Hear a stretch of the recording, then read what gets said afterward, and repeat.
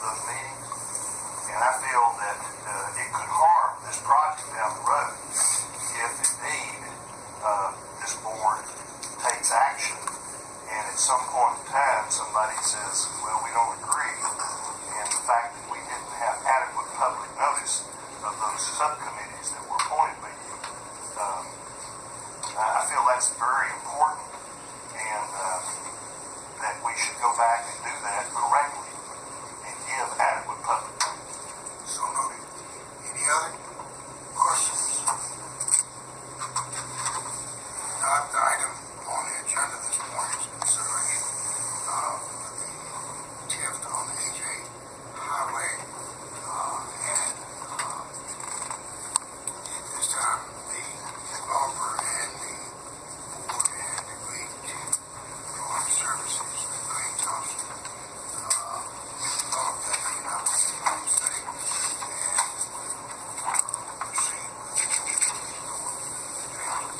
I think everybody has a copy.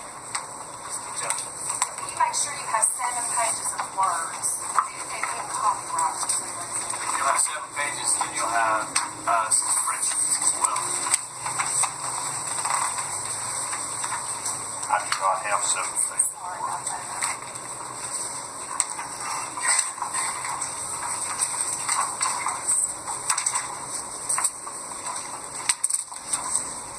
Mark Benetoff was reviewing the document in order to make sure it had all of the necessary legal issues in there. And the one thing that was not in the draft was the appropriate language to make sure the layering process, so that the plan area owners, if they desire to have a TIF, then this board could grant that request appropriately, so that they would not be locked out of that ability. That's the edit that was made to the impact plan. You guys have looked at some of these before.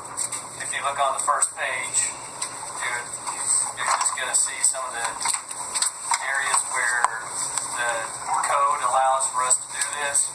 You're going to look at a description of the project.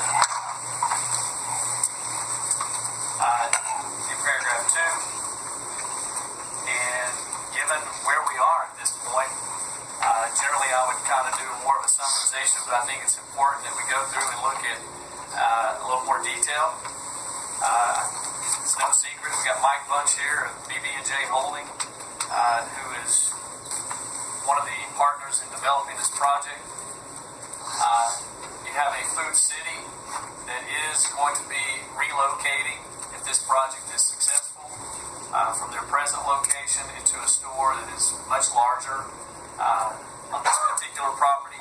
If you're familiar, I think most of you are, as to where this property is located, and it's referenced in here.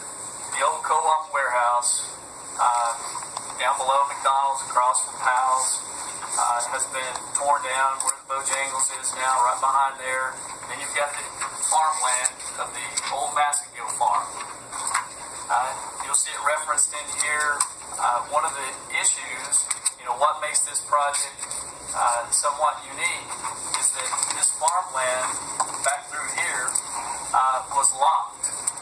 Now that you've got common ownership of some of these properties, and we have access here to AJ Highway and planned access to Walker's Drive, we've unlocked an area, a sizable area now that could be developed.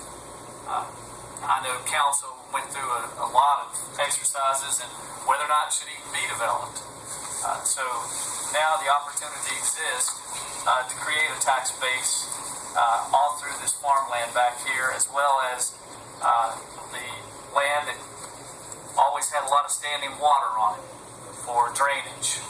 And that's part of this unique benefit, is correcting the drainage as well as unlocking this particular undeveloped land. That's what's pretty much there in the first part.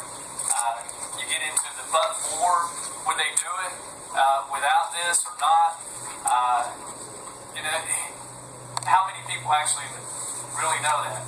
how many people in here are willing to take the risk to put their money and their name on the line to go out and do the development, regardless whether you're going to make $5 million, $10 million? Are you willing to go out and take that risk? Our purpose as a board is to help promote development. So I think we have to take that into consideration. In terms of the but-for, you'll see down at the bottom of the page. It may be at the top of the next page on yours. It is. It was referenced earlier in terms of would the developer do it without it. The developer contends he would not do it without it. Would not make the return large enough in order to take on this type of risk. Boundaries of the plan area.